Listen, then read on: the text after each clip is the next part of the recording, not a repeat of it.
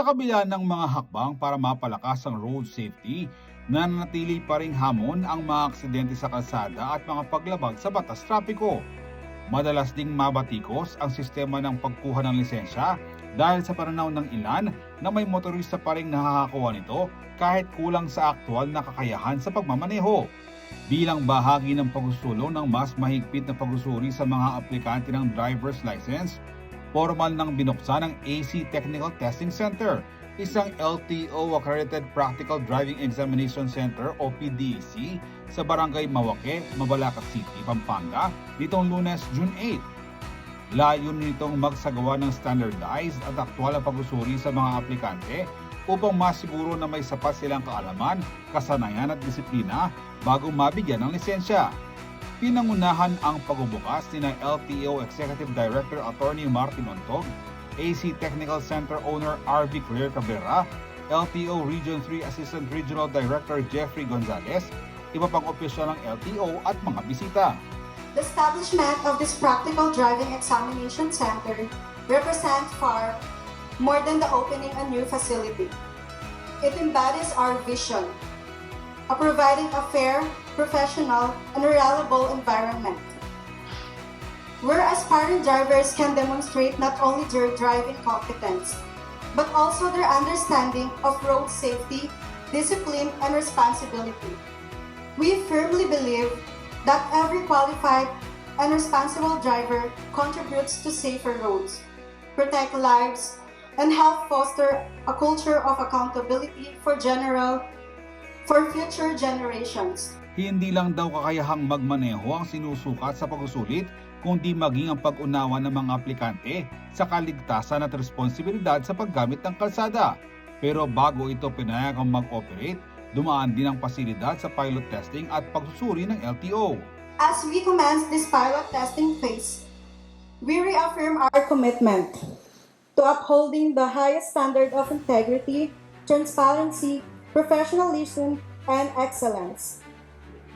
This center has been established to support the government officials' efforts in ensuring that only qualified, competent, and responsible individuals are granted the privilege of operating motor vehicles on our roads. Makakasiguro po tayo na ang delikadad ng mga instructor po natin ay galing from LTO. Yung pag-aaral, pagsasanay po nila ay maituturo po nila sa ating mga future kukuha ng mga lisensya po. Binigyang diin ni Ontog na mahalagang dumaan ang mga aplikante sa mga kinakailangang pagsusuri at huwag maghanap ng shortcut sa pagkuha ng lisensya. It's very important na pagdaanan ito kasi katulad ng palagi nating sinasabi, no, ang paggamit po ng daan it should be used responsibly because this is all road users, regardless if you're a pedestrian or an actual driver, there is a shared responsibility. And one of this responsibility, if you're applying for a driver's license, is to know the road safety rules po natin dito sa Pilipinas. And for me, it will be a good help or great precaution or prevention for any road-related accidents if you have undergone the PDEC facility. This will somehow guarantee that only qualified, katulad na mention kayo na qualified and knowledgeable drivers lang po ang may issue ng ating driver's licenses to make sure na talagang mabawasan yung ating aksidente sa kalye relative to the use of roads sa Pilipinas po. Sa kabila nito, kinikilala rin ng mga stakeholder na hindi sapat ang pagkakaroon lamang ng driving exam center upang tuluyang mabawasan ang mga aksidente sa daan.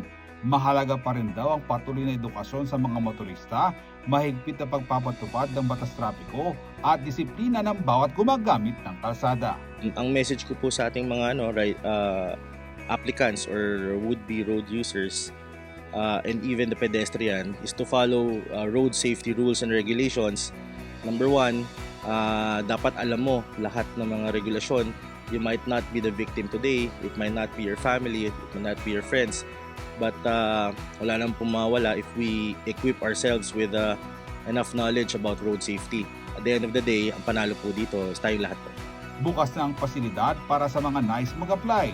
Para sa karagdagang impormasyon tungkol sa bagong PDEC, maaari silang tawagan sa 0949-612-2008.